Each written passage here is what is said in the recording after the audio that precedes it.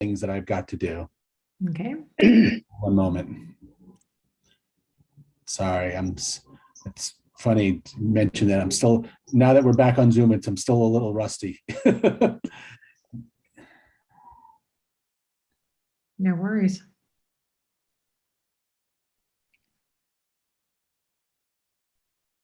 Are we? All right, ready to go. Okay. Then let me take a moment to welcome everybody to the September meeting of Community Board 4's Social and Racial Justice Task Force. I am Katie Stokes. I am one of the co-chairs, and I will turn it over to my other co-chair in just a moment after I give you a little bit of the logistics. As you may have heard, if you joined in the last few minutes, this meeting is being live streamed. It will be available afterwards for view as well. Closed captioning is available. It is being recorded right now. The public meeting laws are allowing us to actually do this online instead of in person until at least January. Let's think. I think those are all the details. Anything else, Jesse, I'm supposed to mention as part of our admin? No, I mean, for attendees that are from the public, you can, when you would like to speak, or when you get to the portion when you want to have attendees speak, you can raise your virtual hand, which is should be at the bottom of your screen. And if you're calling in, it's *9 to raise your hand and *6 to unmute yourself. *9 and *6 are ever so key. Okay, and then with that, let me turn it over to my co-chair, Viren, to say hello, introduce himself, and to launch us into our discussion this evening. Viren? Oh, Viren, we can't hear you. Yes, I had to remember to unmute myself. Hi, everyone. I'm Viren Brambert. I'm the co-chair with Katie Stokes for Social and Racial Justice Task Force. This is a September meeting, as she said. I apologize because actually I'm in a public place, so I'm required to wear a mask. When I speak, I will take it off. And this wasn't part of the plan. I was supposed to be sitting in my own comfortable space at home, right next to Precinct 10, actually, but I'm away. So I'm going to be basically looking at my phone a lot and the iPad. So forgive me for any interruptions that you might experience, because my internet is also not all that great. So the first item on the agenda is discussion with NYPD Precinct representatives. We were hoping for all the 4 precincts to join us, but obviously with the UN in session, that's unfortunately not possible, but for the right reasons. So we appreciate Precinct 10 being here. So welcome and thank you. Well, thank you guys for having us. We appreciate it. Absolutely. So Katie, I don't have access to my questions right now because I'm further away. Do you happen to have them handy, or? Yep, I can pull them up. But just to let everyone know, so we went ahead and sent a series of questions to all 4 of the precincts in Community Board 4's district. And so hopefully you have those on hand in front of you. And the 10th, yes? Yeah, absolutely, guys. So Jesse was kind enough to send them over. And just as an introduction, so you have an idea as to who is on this side of the line. Perfect. I'm Detective Sal Saeta and my partner, Officer Jarrett DiLorenzo. We are here from the 10th Precinct Community Affairs Office. And yes, we do, again, just to reiterate, we do have a copy of the questions. Great. And also just to frame real quickly, so our goal right now is, those of you on the task force who've been on the task force with us for the last year, as you all know, it's important to us to just have some real sort of engagement and community discussion about issues that are facing our community members. And we know that we want to sort of be able to team with our police precincts about how we can all collaborate more and what we can do to make sure that we can be focused on the issues that are important to our community members along with our police. So we had sent some questions ahead. Do you guys want to go ahead and address those, or do you want us to ask them? What's easiest? I mean, Yeah, Kate, so sorry to interrupt. One of the sort of,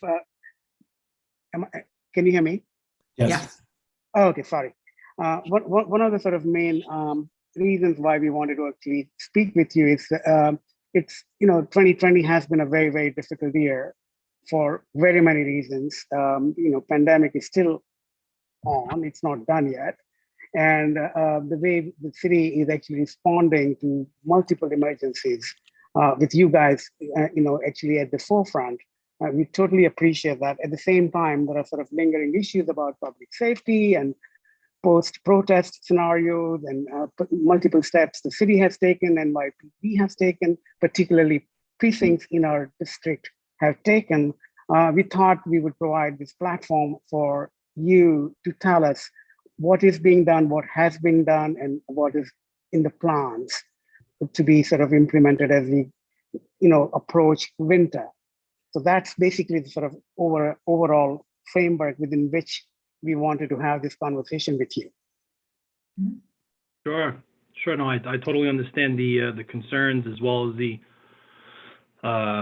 series of questions. I think so. Obviously, 2020 has been a challenge for many. The main concern being the pandemic, which I hope everyone is healthy, happy.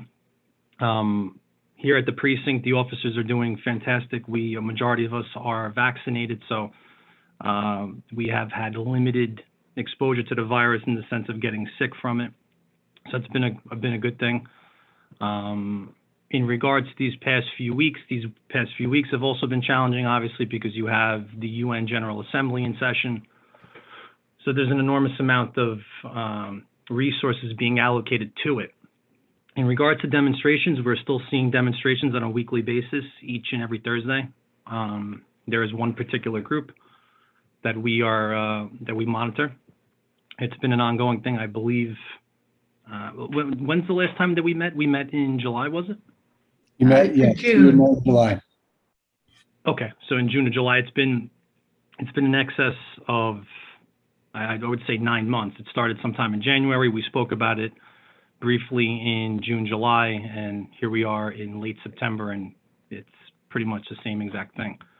When it comes to community relationships, we at the 10th feel we have a very strong relationship with our community, as well as our community board, myself and Jesse. We speak quite regularly. It's not every day, but it's definitely once a week, if not 3 times a month. I also attend the CB4 meeting, the interagency meeting monthly. I actually didn't do it this month, but there was scheduling reasoning behind it. But overall, community relationships been fantastic. We don't have any concerns on that front. Great. And can you address for us a little bit, a couple of things? So whether they're, or just to give us sort of a framework for thinking about some of the issues, that have popped up in the last couple of months that we've heard about, sort of ongoing safety concerns of our residents in connection with confrontational behavior on the streets. And actually, if you could even just frame for us some of the most recent statistics, I think that would be really helpful. And obviously we heard about some of the hate crimes earlier in the summer, but if you could sort of frame for us what you're seeing as some of the biggest challenges, or and then also give us some statistics about crime, that would be helpful. Sure. So in regards to hate crimes, that would be something I have to refer to you. I would have to refer you guys to the Hate Crimes Task Force. They are the unit that oversees hate crimes, investigates hate crimes, and can give you more of a specific number system to what they're seeing, how often, so on and so forth. I wouldn't be able to answer that question because Okay. I'm just very limited. I'm extremely limited on those facts. Okay. Overall, I actually just had this conversation not too long ago with Matt Green from Corey Johnson's office and Speaker Johnson's office. And year to date, as of last week, we are down in overall crime.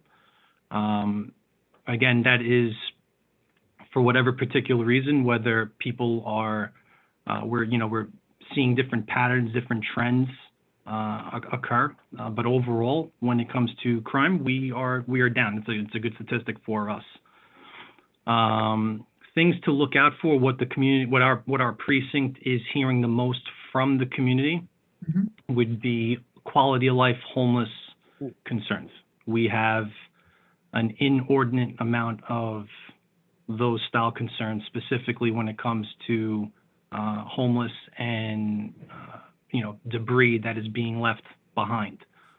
And of course, that there's other concerns with mental health issues that we're seeing behind that. So the policy for us when it comes to dealing with an individual that is homeless, obviously we at least encourage offering. We offer, and then we also encourage the individual to take the help. We have a couple of different groups that we deal with. Number one, Department of Homeless Services, Breaking Ground, and the Downtown Goddard, all three of which I think are doing a fantastic job dealing with what it is that they're dealing with. It's a 5-borough problem. It's not specific to the 10th. We get a lot of calls when it comes to homeless, and our officers are dispatched to that location. They will contact the correct outreach units to help deal with it. Of course, if there are elements of a crime that go along with this, the officers will investigate those elements of a crime and conduct enforcement wherever need be. But the overall goal when it comes to our quality of life issues, homeless, is seeking help, trying to get them help. Any particular sort of concern about increased sort of pedestrian and public presence because of outdoor dining in the district? Have you sort of experienced any change, any issues that, we see sometimes sort of confrontation between pedestrians and diners in certain blocks, not everywhere, but in some places. Has there been any such increase in reporting? Not specific to that. I have heard. We have taken in complaints where homeless have tried to interact with some of the patrons of certain venues, but I would say that it's not always, the outcome isn't always some sort of confrontation. Sometimes it's as innocent as someone who is homeless going up to the individual and asking for, doing some sort of panhandling. Sometimes the patron will oblige by giving them some sort of currency, but it's not always confrontational in nature. I've heard of confrontations. I have gotten that type of information, but it's not consistent as maybe you're hearing. Are you hearing that it's consistently leading to a confrontation? No, I think generally people don't report them, but you see them just walking around in the neighborhood. You see people kind of engaging in that kind of a behavior, but I don't think they actually report it. But it kind of becomes a quality of life issue for some folks. So, on the block, you hear neighbors tell you about it. Sometimes you hear them from sort of other blocks as well, in the block association conversations. But, this has increased some sort of tension between folks who live there and folks who come there for dining or whatever have you. It's a great thing, but, unfortunately, some people would actually turn that into a situation that you would not like to see them do. At the same time, that's the second question that I wanted to ask you, that, there were multiple fires that were reported for, outdoor dining structures being set to fire. Can you give us a little, I think it was in our precinct as well, on precinct 10. I believe 19th Street and 8th Avenue, one of the diners was actually set on fire. Yeah, you're correct. Yeah, so to answer your first portion of the question, how people are feeling, what people are feeling, I would be out of place to comment on what people are thinking, what our residents are primarily thinking. I think that would be something to ask the community, the residents that are possibly making that complaint.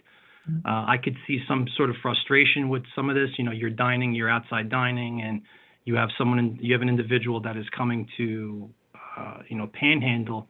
Here you are, you're trying to, enjoy your dinner, and it's being interrupted. I guess in that particular case, I can see the frustration with it. The overall feeling of what the residents are feeling, I wouldn't be able to answer that question. The second portion of your question in regards to the arsonist or the individual that was lighting fires, I believe that person was taken into custody. The officers did a fantastic job of tracking down the items that were consumed by fire, and that individual was arrested and charged for the crime. Oh, Thank you. okay.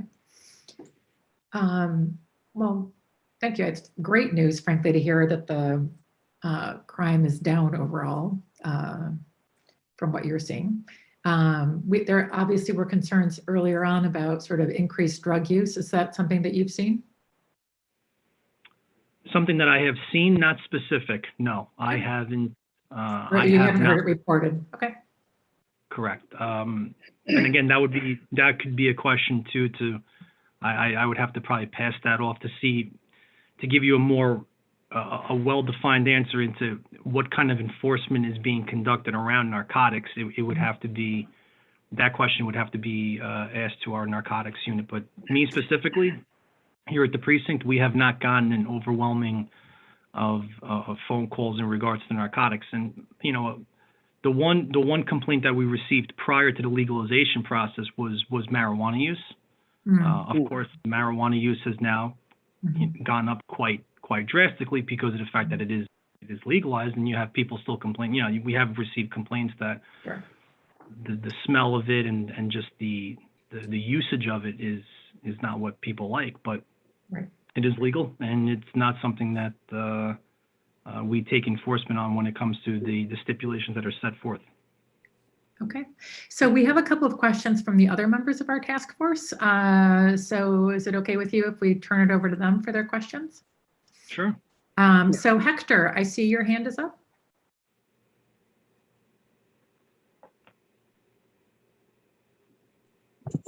Hey, how you doing, Sal? Hey, Hector, how are you, sir? Tonight, I know you guys are pretty busy with a lot of stuff. My question is concerning. Hector, you need Hector, you're gonna have to speak much louder. Okay. So, my question is concerning the issues with restaurant enforcement, with the vaccine and mask enforcement, that sort of thing. Obviously, in the news today, there was the issue of some incident at Carmine's restaurant, which is in the vicinity. And I guess we're getting repeated reports on certain instances where you have clientele that are not happy about, being questioned about vaccines and being vaccinated and being barred by some, from some establishments. Are you guys doing anything to advise some of the restaurants when they run into situations with, clientele that get a little too rowdy, like what happened at Carmine's? What's being done, what steps are being taken, any advice you guys are giving, or, what would be your recommendations?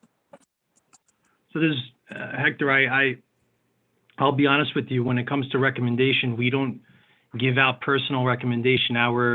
Here at the police department is to enforce whatever, obviously, law is in place. And right now there is an executive order that has been signed in by the mayor that is not for interpretation. There are guidelines, and they must be followed when it comes to entering into a venue and patronizing that venue, eating at that venue. Those guidelines are set forth by the executive order, not by the New York City Police Department.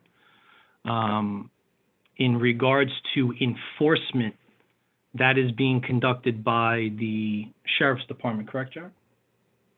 Sheriff's Office. Yeah. They used to, and among others. So they're the primary enforcer of those particular rules when it comes to masks, wearing a mask, so on and so forth.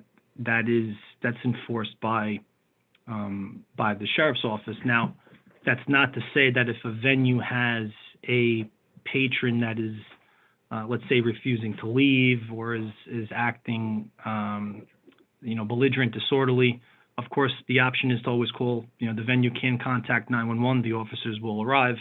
They'll investigate the particulars, and if it's an actionable incident, they'll take action when need be. Of course, there's discretion applied, and what they decide at that moment is what the officers on scene, with the information that's being provided to them. Hector, it's Jared. So basically, also just to add to that, this is unprecedented stuff that people are being, asked to do, which is why you might be getting this types of reactions at restaurants, right? So this is new for all of us, but a restaurant is to handle an angry customer for whatever reason that customer is angry, whether because the food didn't come out right or because they're being told to wear a mask and they can't come in. So if they want to handle it themselves until a point that they're comfortable, that's fine. And once they feel like calling us, then they can call us. But there's no guidelines we're going to give them that if this person does this, then call us then. It's going to be when their comfort level is that they need the police there. And if they need the police there immediately, they can call the police immediately.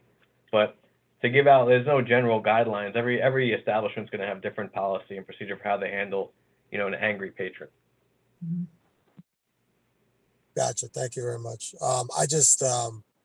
I'm just kind of surprised at the way like the situation at Carmine's in particular is kind of. I actually didn't see it, Hector. I didn't see it on the news. Did you want to describe what kind of happened? Well, actually, basically, Hector, yeah. I will say Yes. that I think there have been multiple reports from different points of view about what happened at Carmine, Yeah. so we probably shouldn't be Exactly. jumping in with the. No. Yeah, I mean, I don't basically, think it seemed to be a misunderstanding. Yeah, generally speaking, it seemed to be some tourists came to town. They were requested to show their vaccination proof of vaccination, and apparently there was some kind of confrontation between the wait staff and the individuals. So and now Black Lives Matters seems to be involved at this point. So I don't know the specifics or how it's going to turn out, but it just seems to be a shame that things like this are occurring, unfortunately. So it would be helpful to have a little bit more guidance when it comes to dealing with some of this stuff. But I do understand your situation, officers. So I get it. I think if you look at, when you look at the entire 5 boroughs and as a whole, and you see how well people are dealing with, the pandemic, getting vaccinated, showing a vaccine card. When you look at how well it's doing, the one incident at Carmine's, although it's not a good one, should not really truly define what is occurring everywhere else. We have multiple eateries in our precinct, and I don't know of one single incident where the officers responded to an individual that did not want to comply. It's very simple. If you don't want to comply, you must leave. So I think it's good to note that overall these incidents are very low. The Carmine's incident is one in how many? So. Yeah. Yeah, I think it is. Yeah. I think you're right. I think it is pretty isolated, and we don't have enough information about it, unfortunately. And I think it's still coming out. Some investigation probably still taking place. So, if we hear more, then we can probably bring it up again. But I had a sort of related question. Actually, Vera, I'm sorry, and I'm just feeling that the news is blowing it out of proportion a little bit too. So and that I know doesn't help. James. But anyway, thanks. I think James had his hand up too. Baron, did you want to go first or James? No. Let James go first. It was a related question, but we can wait. Sure.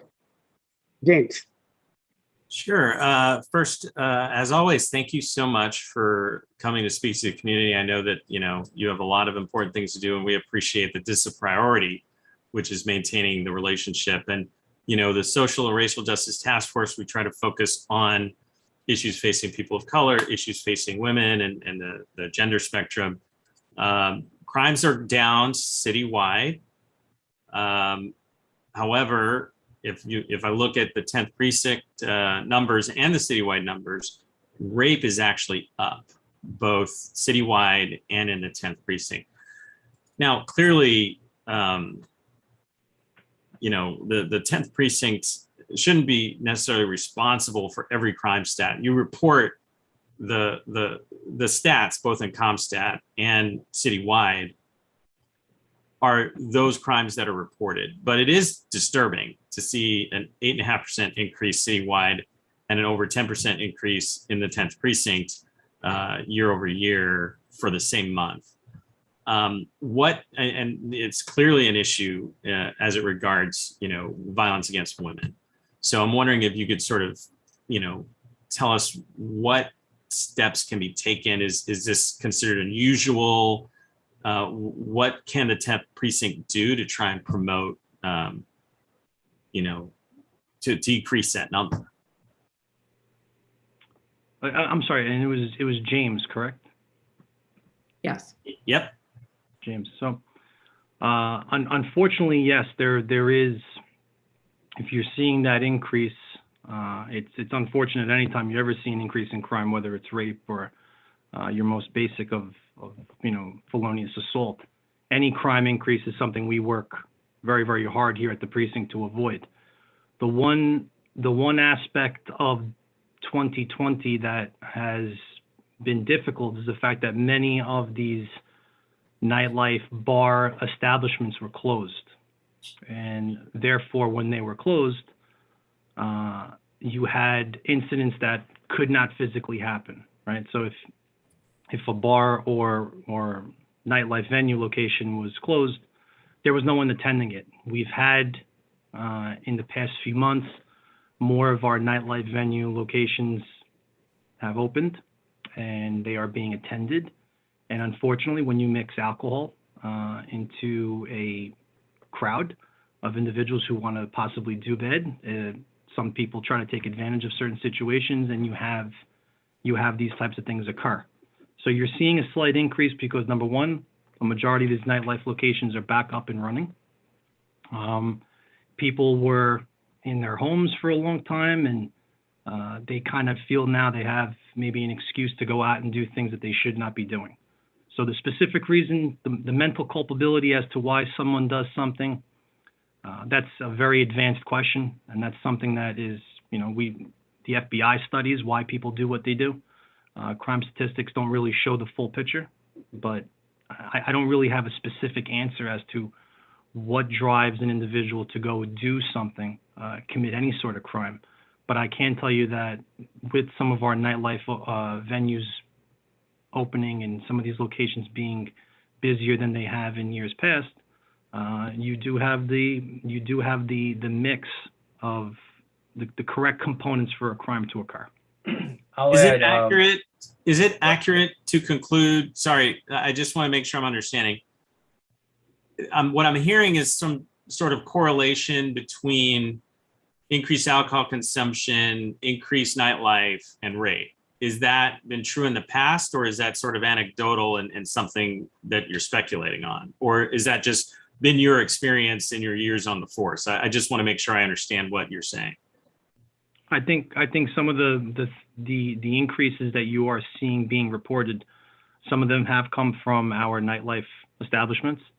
Some of them have not. Not every rape, not every attempted rape, not every situation like that comes from a nightlife establishment. But some of the increase you're seeing is because people are attending our nightlife venues, and some people have gotten themselves involved in situations that they probably didn't intend themselves to be in.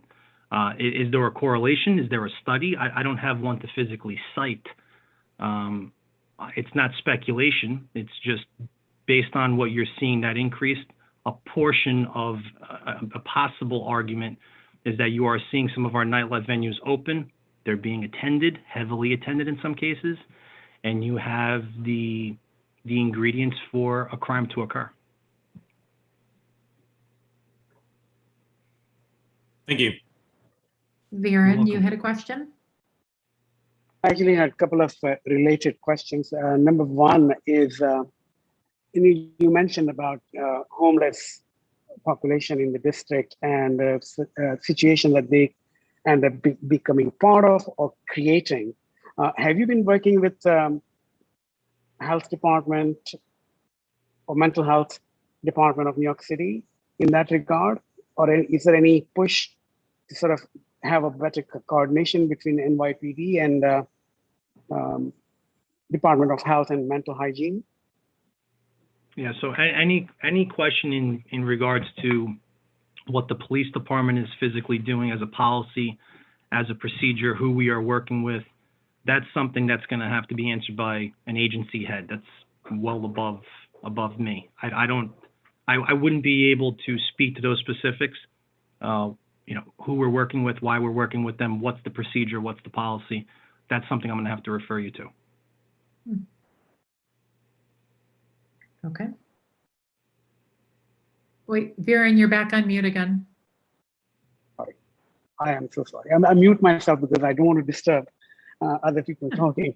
No, just a related question. The reason why I asked you this question is because there seems to be a kind of a conversation citywide and even amongst city officials that there is a kind of increased need for coordination between Department of Health and Mental Hygiene and police force, mainly because some of these problems are not exactly the person actually who commits that are criminals and therefore they're committing them, but because there's a situation that they themselves have no control over. And sometimes, those interactions can be better handled in the presence of health professionals. That's the only reason why I asked. But I appreciate your answer. I appreciate you can't tell me beyond what you did. One other question I had, unless you want to respond to that. Would you like to respond to that, or should I? No, I mean, again, these types of questions, I'll be honest with you, when it comes to how I can answer the question, it's aside from my feeling, my own personal thought process. So if you were to ask me my personal thought process, I could answer differently, but this is in regards to something very specific. And as a community affairs detective in the New York City Police Department, it's aside from my feeling and my own personal thoughts. So when it comes to how the police department has structured who we work with, mental health professionals, different organizations, so on and so forth, that's something, how we got to that physical point is something that has to be asked or referred to a department head. Thank you. Appreciate that. Sure. Anybody else has any questions? You're on mute, Katie. It's true. I'm on mute too. We're all unmuting ourselves. So I don't see any other hands up at the moment, though I actually had a follow-up question, which is, given that it seems, as you indicated earlier, that the majority of issues that you're hearing about seem to be mostly quality of life and sort of happening on the streets kind of issues.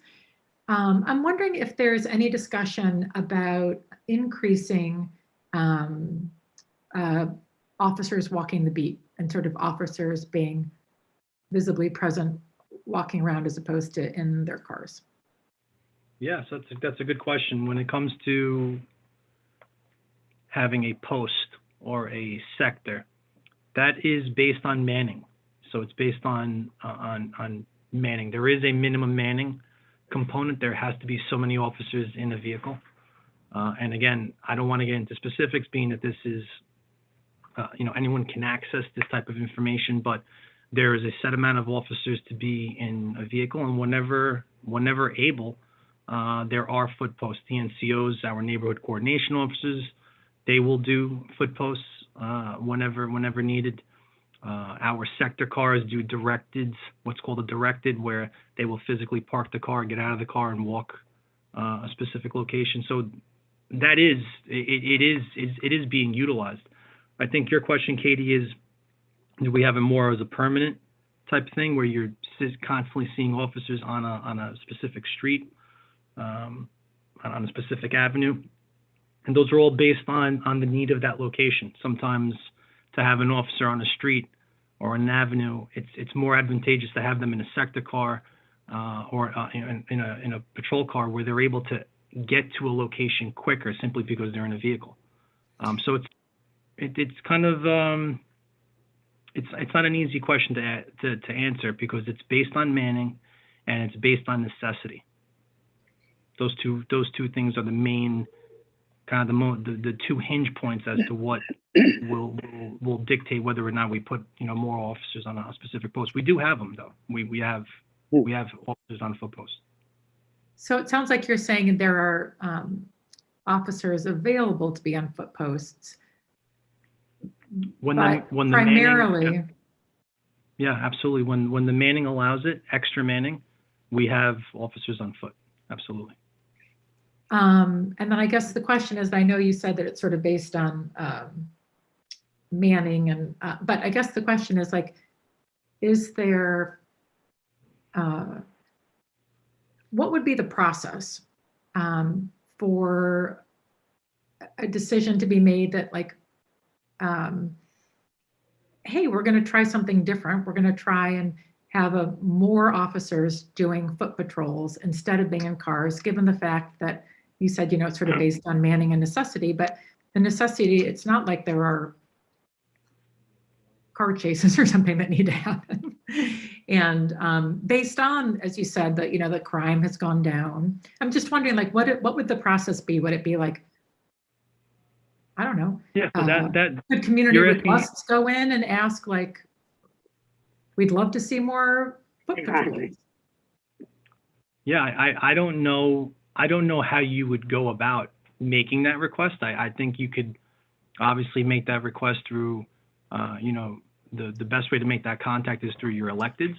And then, of course, the electeds have the ability to speak to the executive staff of the police department to say, hey, listen, we'd love to have, you know, 20 more officers assigned to the 10th precinct and 10 of those officers be assigned to foot posts. I mean, I'm just giving you a generic example.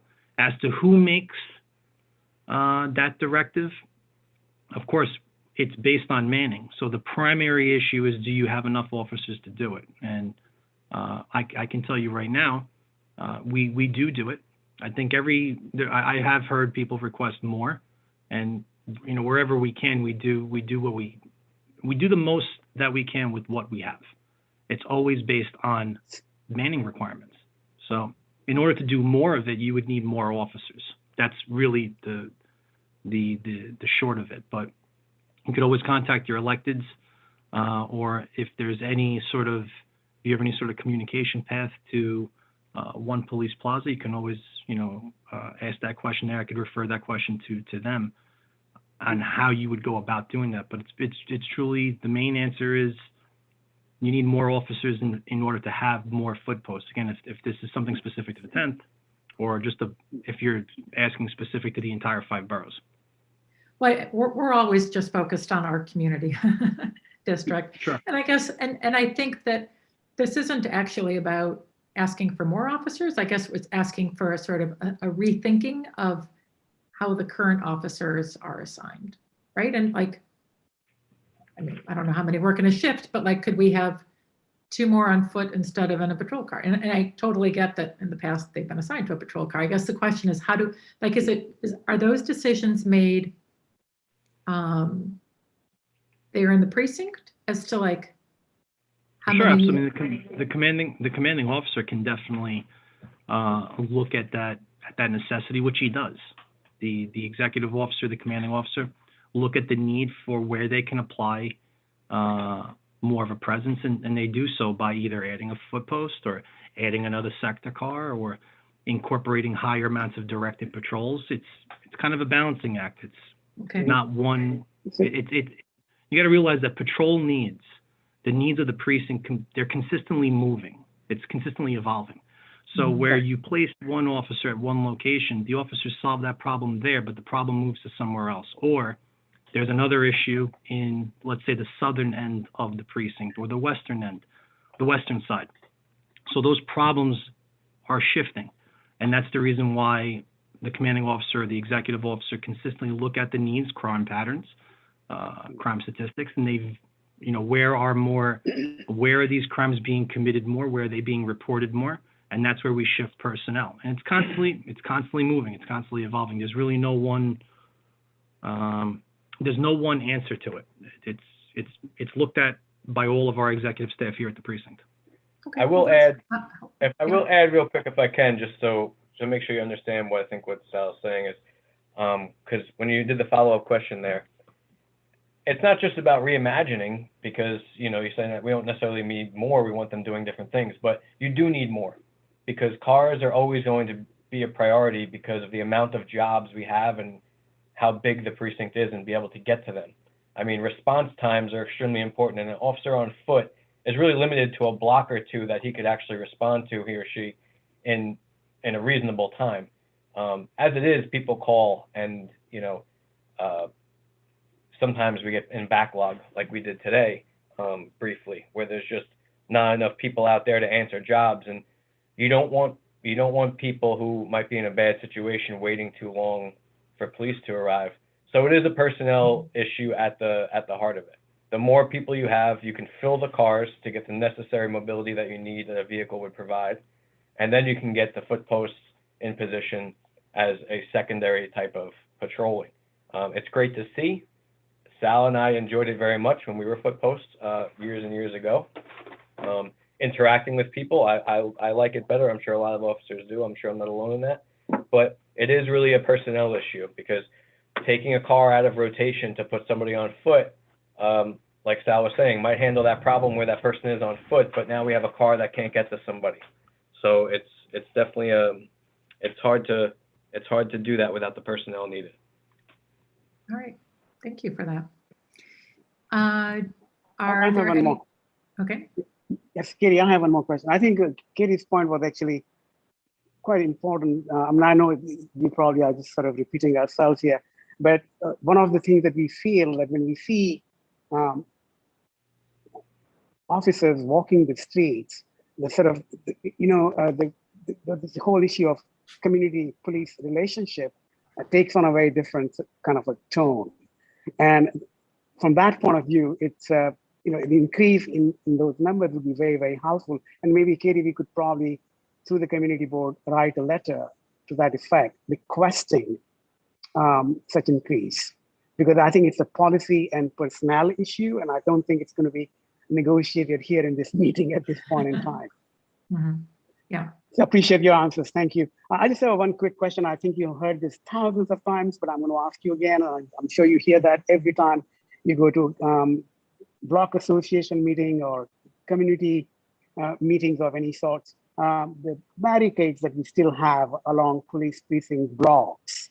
Are we still under sort of some sort of protest situation in the city or in the district that we need to keep those barricades in place?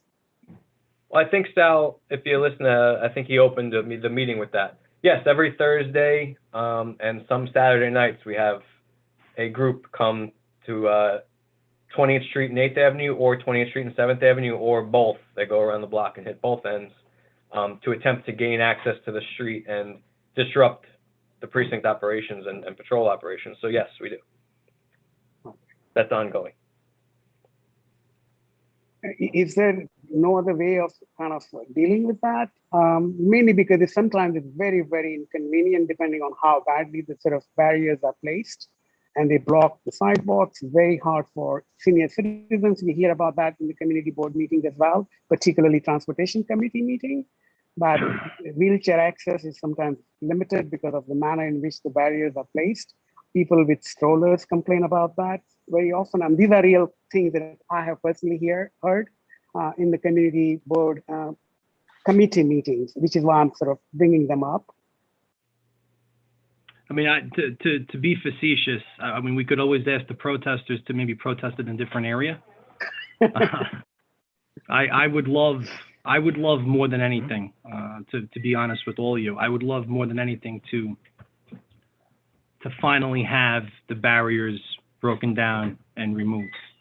Unfortunately, it cannot happen. First off, that order comes from our overhead command, our parent command. There is such a need. You do have individuals that are still trying to access the block, trying to gain entry onto the block, and you know, do harm not only to us, or perceived harm is there, but there's also the destruction of property. We've had vehicles set afire. We've had tires that have been slashed. There has been numerous amounts of property damage that's taken place at various different precincts throughout the 5 boroughs. So I do feel that there will be a day where the barriers can be removed. When? I don't think I have a specific answer to you, and I don't think many people have I don't think we could give an answer, because when that threat arises, the best way to do what we're doing is to physically lock down the block with the barriers.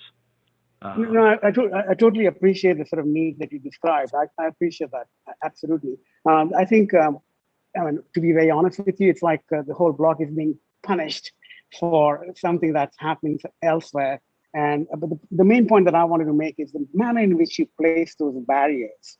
For example, I'll tell you, this is something that I personally saw, and I had to actually move a barrier so the handicapped person could actually take the wheelchair up the curb cut, because the barriers on 8th Avenue and 20th Street are actually placed blocking the curb cut. Now that's something that you can very easily sort of avoid, for example. So I think little adjustments can actually make a lot of improvements for quality of life, particularly I'm only talking about folks with disabilities, folks with strollers, and need for being able to use the curb cut, etc. I can definitely appreciate the recommendation. I will be honest with you, and I will say that for the past we are now 9 months into these protests, weekly protests, in some cases twice a week protests. I believe, and this is not my feeling towards this, but I will say that the precinct, the police department and the precinct have done an amazing job of mitigating 99.9% of the complaints. The issues that we heard of through our community boards, through our residents, through our community council meetings, through our build the block meetings, we have taken all those recommendations, we have applied them all, and I'm very proud to say that we've received very little, if any, complaints when it comes to the physical barriers being in place during the protests.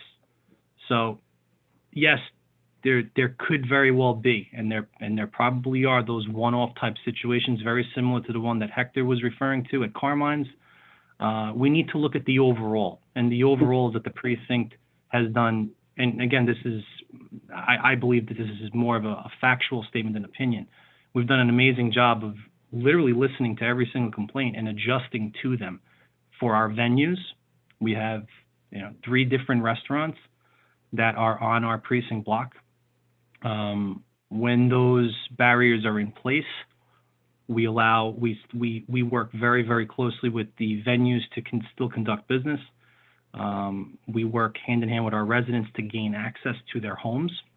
Remember that this is an inconvenience to everyone on the block. I know you said something about being punished. Just think about how much resources is being allocated to the precinct block, where officers could easily be doing other different things. I mean, we're here on a precinct block. We're almost hostage on our own block for something that's, listen, protest. This is America, and I feel very strong that as long as you are peacefully protesting, it's constitutionally protected, and by all means you can. But your complaint is justified. I work almost every single Thursday when these events take place, myself and Jarrett, and we look to mitigate any problems when it comes to, again, and this is why I'm very strong in saying that if we were to see a individual trying to gain access to the sidewalk via a curb cut and he or she is in a wheelchair, I'm jumping over. We jump over the barriers to move. We've done it. I've done it many times. I'm sure I'm on a video out there doing it at some point. We wouldn't allow that to happen. We would certainly help. These are 99.9% of the time, these protests are going off the way we intend for them to go off. And thank you. I see that James has a question. Hello. I just want to get a clarification from Viren and then maybe a follow up with the 10th precinct. Viren, are you talking about the blockage on 35th or 20th Street? 20th Street is the headquarters of the 10th precinct. I'm talking about the 28th Street. Okay. Uh, So my follow-up question for the 10th precinct then is, I just want to understand, because I don't go down that street very often, and it sounds like Viren does more often. Are you saying that there are regular protests every Thursday, and that every Thursday the blockades go up, or are the blockades up all week? all time, all the time. So I guess that's my point is, if you kind of know that it's every Thursday, why is it 7 days a week? Or is the idea, if you leave it up 7 days a week, then, the protesters won't shift to another day. And even so, it just seems like a significant response to something that's periodic. Let me be clear. I was in the military for 10 years. I understand security, operational security, protecting, personnel. The difference between the military and being a police officer has to operate in a community. Military is operating in hostile environment per se, right? And I guess what I'm thinking about is, if there is damage to personal property, and I think that means vehicles, this was brought up months ago. There is public transportation. If we're talking about state property, that's a different issue. So those are two questions. One is, does the block really need to be shut down 24/7? Sir, let me just stop you right there, because there was already confusion in this. The block's not shut down 24/7. It's only shut down when protesters come. Thank you. It's open other than helps a lot. Yeah, the barriers are there, but we erect the barriers in a way to shut the access to the street only when protests are within blocks en route to the command. Thank you. Sal, may I just sort of clarify my question? I'm talking about the barriers blocking the sidewalk. I know the street is open. That is absolutely not a problem. The barriers that actually... Darren. No, you're talking about when they're in the staged area, that they're in the way sometimes? Is that what you're talking about? They're always actually blocking the sidewalk. If you come from 8th Avenue side or 7th Avenue side, there's only a 3-foot gap. I live on the Darren, block. I don't mean to cut you off, and James, I don't mean to cut you off either. I appreciate both of your responses. So we can re-clarify. I think there's actually a bit of confusion. The first thing, just like Jared stated, the street, the public sidewalk, the public street and the public sidewalk are maintained open at all times until competent authority from our overhead command receives intel that a protest group is coming to the precinct. Absent that intel, you can traverse 20th Street, 7th to 8th freely. There is no obstruction on the sidewalk. There is no obstruction on the street. There are barriers that are staged in a manner that are directly in front of some of the outdoor eateries, that in case they physically enclose the light tower, the NYPD light tower, that is also on that street corner. However, when it comes to utilizing the public sidewalk and or street, there is no obstruction. Sal, with all due respect, I live on the block, and I don't want to make this into a bigger deal than it Darren, needs to be. are you home right now? No, I'm actually uptown. I'm at Columbia University. But I mean, this morning when I left, it occupies major part of the sidewalk. All I'm saying is that sometimes actually, most of the time, it can be very inconvenient, especially on the 8th Avenue side, where you have narrow gap between the outdoor dining, and the restaurant outdoor sitting also on the sidewalk. And then you have the barriers. So the gap between the wall of the restaurant and the barriers is barely 3 feet, by and large. I don't want to make it one-on-one. No. And I don't want you to feel that it is one-on-one. I want to be helpful in the fact that if you're seeing an issue, I want to try to help rectify it. So I am in tomorrow early in the morning. If you're available, we can definitely meet at the precinct, Yes. we can walk to the specific location and you can show me what it is. I don't think, and this is my fault. I don't have a good visual as to what you're describing. I can tell you that I walk, myself and Jared do quite a bit of walking in the neighborhood.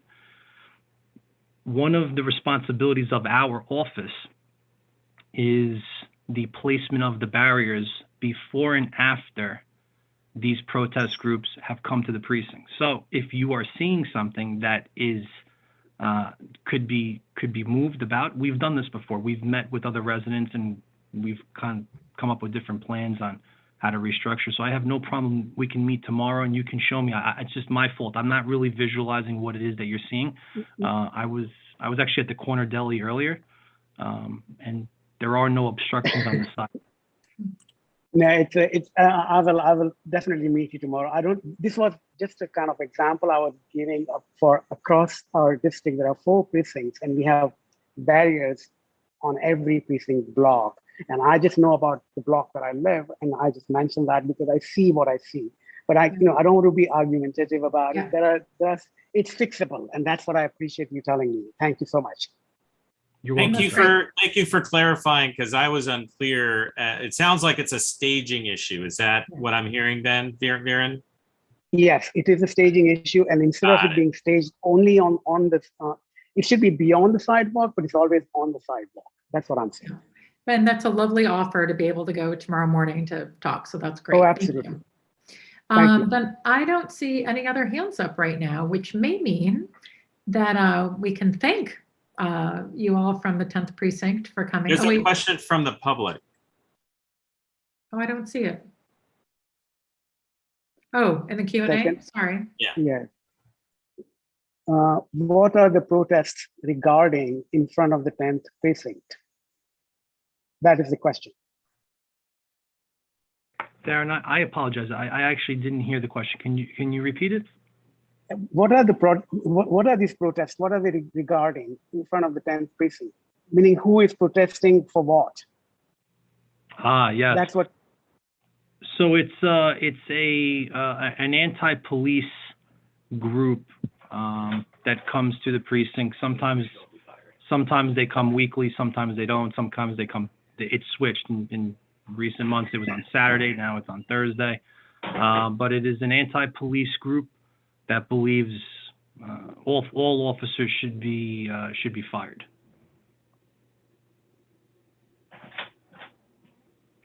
Thank you for that answer. Yeah. Sure. Okay. You're welcome. So I don't see any other questions right now. So I want to take this opportunity to thank you from the 10th precinct. We really appreciate it. And we're hoping to have sort of just ongoing collaborative communication. So thank you. Thank you. Thank you. And, Thank you. Thank you so much. Thank you so much, Sal. And Sal, one more thing. I said we feel punished, meaning you included in that punishment. we both live on the same block.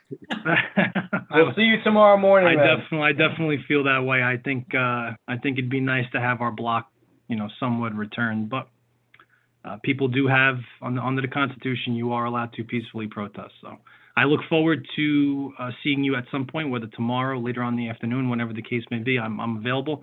I hope all you guys have a great night. Please stay healthy and happy. all right, you too. All right, Thank you. Thank Thank you. you so much. All right. Thanks, everybody. We will look at, I'm just looking at our agenda. Wait, did I? So we just had a couple other quick things on our agenda. Well, so next up is a question. We had talked during our June meeting, I believe it was, about doing a public safety and well-being panel. So broader than just hearing from the police officers, but really focused on broader public safety issues and well-being. So, this would include mental health and all the different ways that there are challenges right now for our community members. Now, Maria, maybe you could help. It would be helpful to hear, because there's going to be a forum about mental health stuff and maybe the homeless. Is that right, in October? Yes, so the flyer will be going out by the end of the month, or like October 1st, or the first week in October. We have it set for a mental health forum, yes, related to homelessness, Thursday the 28th. We're looking at 6 p.m.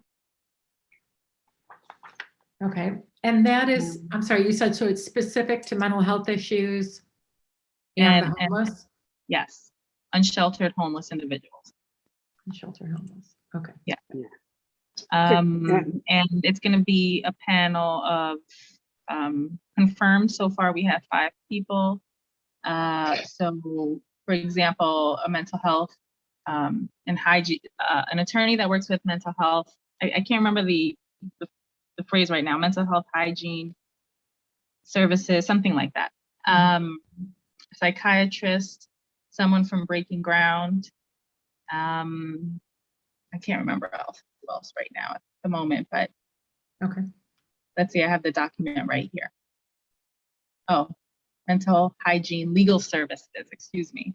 And psychiatrist, yes, Breaking Ground, someone from SPOA, and those are the confirmed folks so far.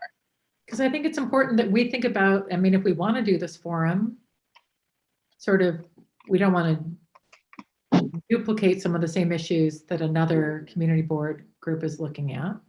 Worth noting, I'm sorry to cut you off, worth noting is that this forum is going to be CB4 and CB5.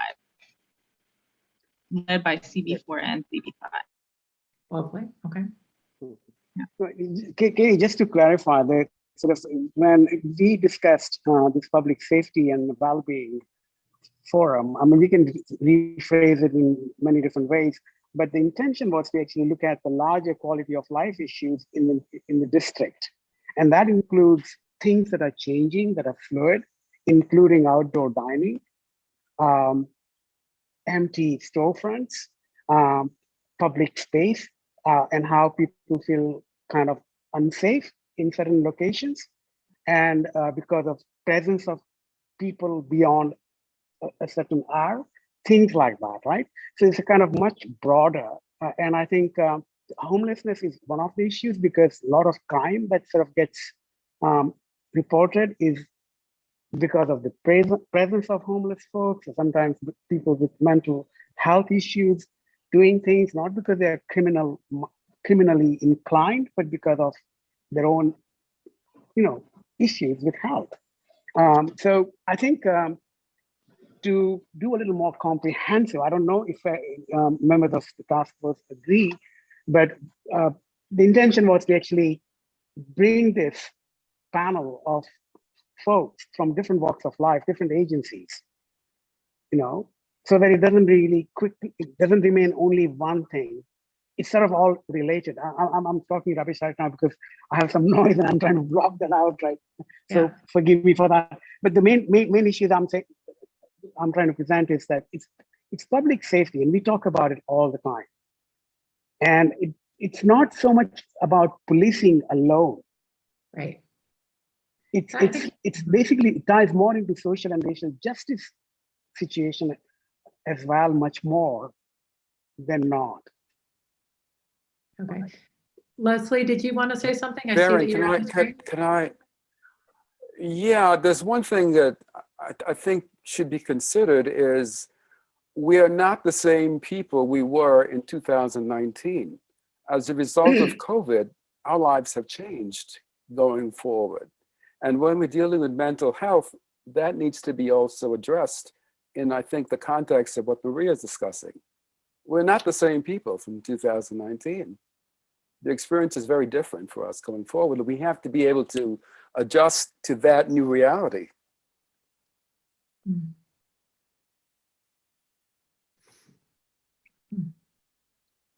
Yes, I totally, and I'm trying to look through my notes right now and see if I can tell you the number of people the agencies that we were thinking of inviting. So Leslie, you're right. I mean, everything has changed. The way we use the city has changed. Our spheres of mobility have been restricted much more than they were ever before. So we understand that, right? So our sidewalks have become much more contested than they were before for a variety of reasons, some very good reasons, some not so good reasons as well, right? So how do we address it? Who do we invite? And that's the way I thought we would frame this. And how do we, this is not merely policing issue. This is not merely transportation issue. This is the issue of quality of life that goes beyond simply police presence on our streets. One thought that pops to my mind is that so since the HHHS is having their forum on mental health and homelessness issues in October, and we're actually expecting Manhattan North and South precincts to be available to come speak to us in October. I'm wondering if we should do our sort of quality of life and safety issues forum in November, because that gives us a little more time to plan it. And then we can also sort of think about the mental health issues that we hear about at the HHHS committee forum in October and see how we might want to wrap some of that or explore it further in November. Yeah, I think whether we do it in October or November, I think you're right. I mean, 2 forums in 1 month might be way too much for everyone to be part of. Yeah. Right. Also, I mean, even with considering our 50 members, they don't want to attend 2 forums in 1 month, regardless. Yeah. I think that's a good point. So November is fine, absolutely fine, totally. And then maybe what we can do, Viren, is that you and I can sort of put on paper a little bit more sort of what some of our thoughts are about who we've already discussed inviting for November. And then we can send it out to the task force members and invite their input on it. Yeah, no, totally. And absolutely. And I think there needs to be a kind of way to frame this so that even the task force members begin to understand why we feel the need to do it. City is changing, and city is changing remarkably. We're now even talking about having a separate department in city agencies to take care of not so much public safety, but public space and how the public space is being managed and who manages it, whether it's privately owned or publicly owned, who manages it, and how do you make sure that certain situations that we encounter because of a number of different reasons, it could be homelessness, it could be protest, it could be policing, it could be any kind of quality of life issue that would impact. For example, I mean, the vessel and the suicides that are happening. I mean, that is a public safety and quality of life issue for folks in the community. So city is also even thinking about doing something about it. I think if we can start that conversation now, we might be able to actually inform their decisions a bit more, proactively, rather than wait for them to do something and then say, okay, now we're going to join in. Mm-hmm, mm-hmm. All right. Well, then let's take that as our sort of starting point, and we'll write it up and send it out to the task force members and invite people to help us sort of frame how we want this to go in November. That makes sense to folks? Sounds good. Sounds good. Yep. And so next up on our agenda is a discussion about any input that our task force wants to have on our statement of district needs and into the budget requests that are getting worked on right now.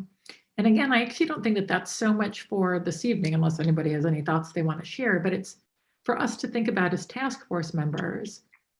In the past, well, this is the first time we would be doing it, right? But thinking about what do we want to add to the statement of district needs about social and racial justice in our district and our commitment to addressing these issues? And are there any monetary requests, right? Is there anything that we think like, here's a thing that would be good to ask to have money spent on? And again, it's a little odd because it's really asking for the money the vote will happen as to all the different priorities. In what is it, like October or something? I'm sorry, not October. In January, but we're supposed to have all of the input by next month. And then, but it's not for the budget that starts until next July. So it's sort of, this is not about anything that would be about money being allocated in the next several months. It's not for a year. Mm-hmm. But it's important that we think about, like, of the issues that we've addressed and the issues that we plan on addressing. You know, are there funds? Are there funds that, you know, we think should be, that could be well spent to address sort of police community relations? Are there funds that we think, I don't know, should we ask for there to be more foot patrols, right? Or whatever it is, and that money be allocated for that. So again, this is something I think, unless anybody has any specific ideas right now, we'd be happy to hear them. But I think this is something that we all have to think about. And then be ready to have input at our October meeting. Welcome back, Jesse. Thank you. Yeah, Jesse. Sorry about that. Minor significant meltdown of my toddler. 4 blocks from the house, and my wife called me, just, you know, she didn't have the stroller, and she had been carrying him for 15 blocks already, so she was out. So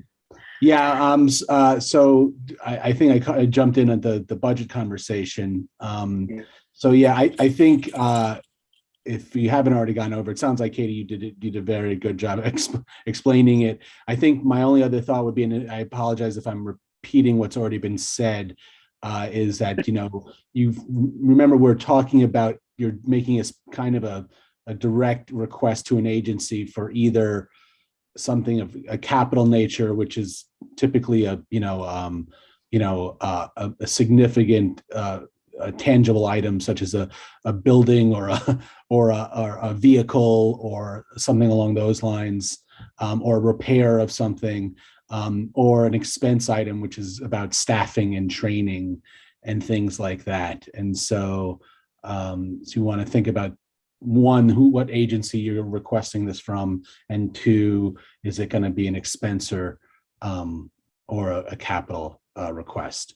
And so my only thought is with the we should be fine in terms of, if you guys want to make a final decision in October, then to send it to the budget task force. That should be, I think the scheduling works fine for that, as is now. And I think that's all I got to say. If people want to look at the material in the Dropbox folder, there's a memo that sort of explains the timeline and the process, but then also there are your past letters, which is, I think, would probably be the most helpful of you guys deciding if there's a particular item that you want to be aiming for. Great. Okay. So, Jesse, I have, sorry. Go for it. No, Jesse, I just had a question for you. You mentioned training for who? So if we were to sort of go ahead. Well, again, that's, I'm saying, like if you felt if it was, again, this is all hypothetical. So, I mean, whether it's a specific expanding training that's already existing, that then should go to, another set of, to a broader set of agencies.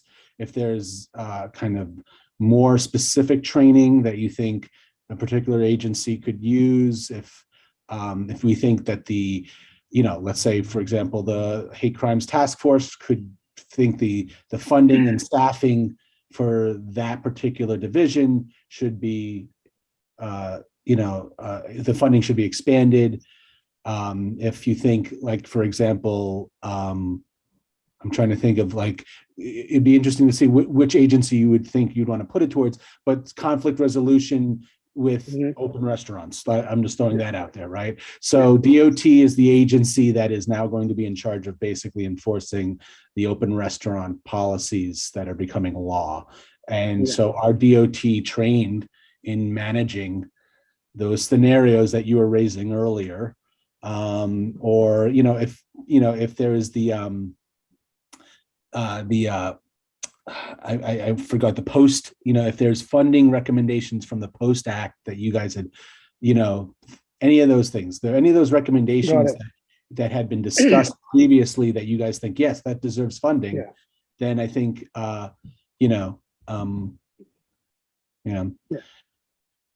And that's what I was thinking. We should go back to our own letters, and we sort of asked about different types of training. We also talked about certain sort of changes to be made in the manner in which business as usual can shift in response to what has transpired over the last year and a half. I would go back to your letters. I think that's going to be your strongest points, because you guys have, then you're already on record. The board is on record, so you're not asking the budget task force. You have to remember as well, is that whatever you send the budget task force, they are, and Maria knows this, is in the mix with the 7 other committees. So, so you have to, you don't want to sort of throw in there something that has no kind of point of reference for the board. If the board is already on record for saying, yes, we think the recommendations out of this that came out of the report on this act or that act, or are after our conversations about with the the hate, not the Office of Hate Crime Prevention or something along those lines, we think there should be more funding in that direction because we've written the letters on it. I think that's their strongest point. I will just say, I forgot my point. It's my second point. Sorry. Maria, did you have a question? Oh, I'm sorry. I do remember. Just remember, this is a budget item. I mean, this is a budget thing. So while we do have some requests that are maybe more political than purely budget, I do think we need to be, the foundation of it needs to be in a budget request. So if it's just a policy idea, that's a little bit different than a budget request. So that's I see what you're saying. I'm saying. So, and I only say that because then it's going to get pushed to as Maria knows, it'll get probably pushed to the bottom rather than saying we want a specific request for the this bottom of the list of 50. I don't remember how many requests there are. Yeah, well, 100. How many do we have? No, well, yeah, we break it up into capital and expense as all of them. So combined, probably close to 100. So taking a look at the last year's statement of district needs and budget requests would be helpful as well. Yeah. So 2 questions. Yeah. Yep. Go, Maria. Everything so you mentioned looking at the Dropbox. Is it the same Dropbox that I have access to because I am on the budgeting committee?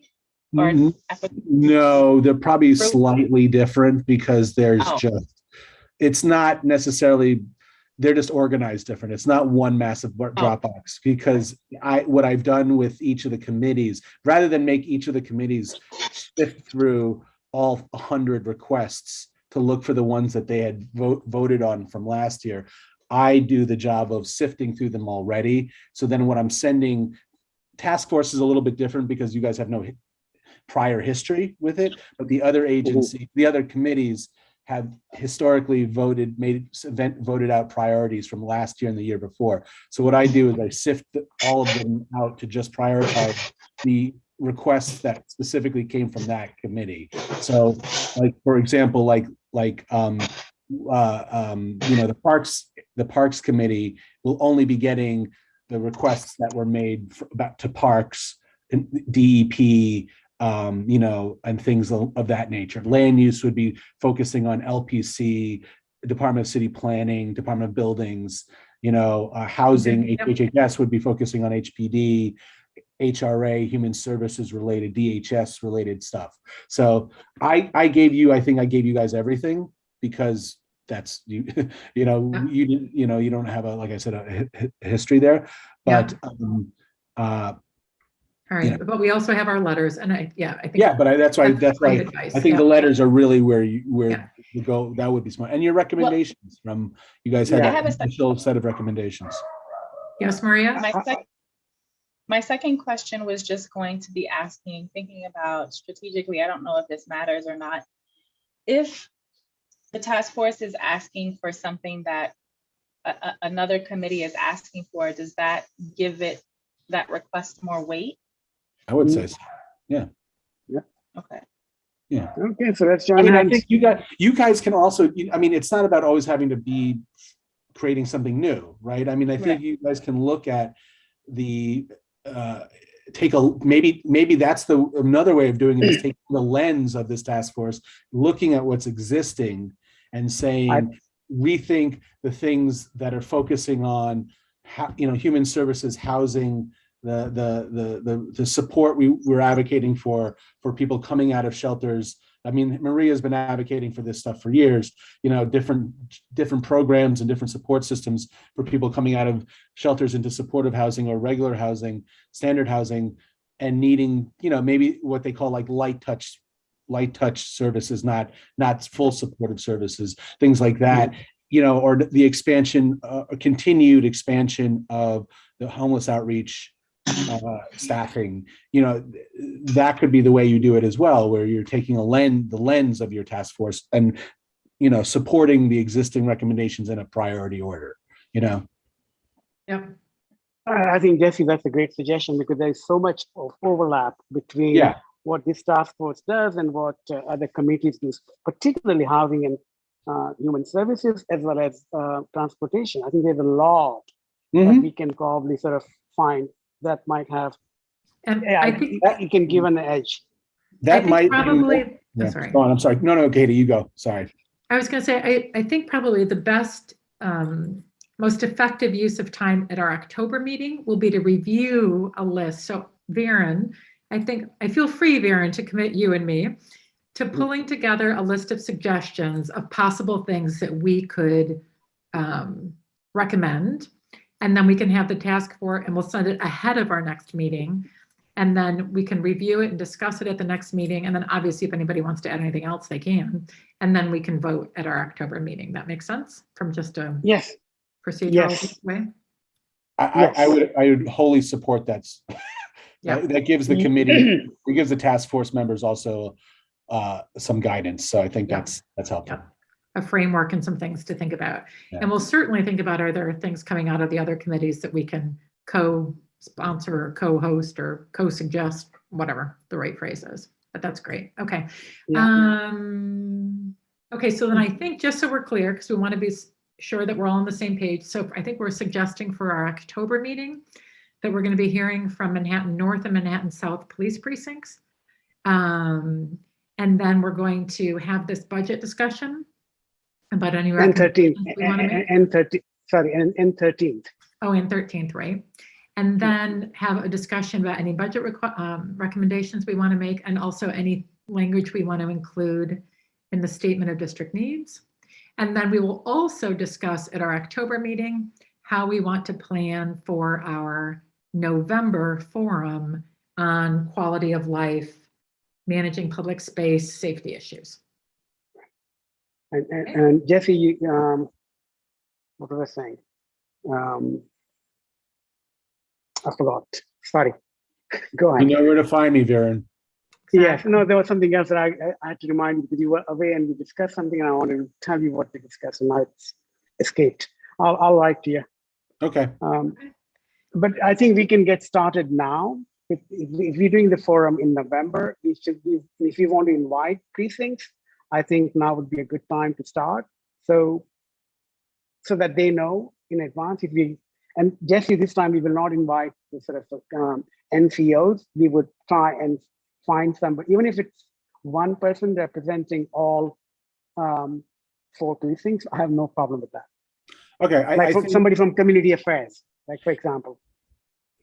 Okay. Yeah. I mean, let's set up offline planning on that, because I think we can certainly, with that much advance notice, we can certainly make an invite. Let's clarify exactly what we're planning to say and what we're looking for the panel to be discussing and things like that. And once we solidify all of that, I think we can go ahead and reach out to, again, my suggestion would be the Borough South commander and see if we could get the Borough South commander who can speak on behalf of all of them, who I also think would have a more strategic perspective than, So anyway, I think that may be it for us, unless there's anybody who wants to raise Anything else or make any No, other- I want to make a motion to adjourn because my butt is freezing. This place is bloody cold, and they're going to lock me.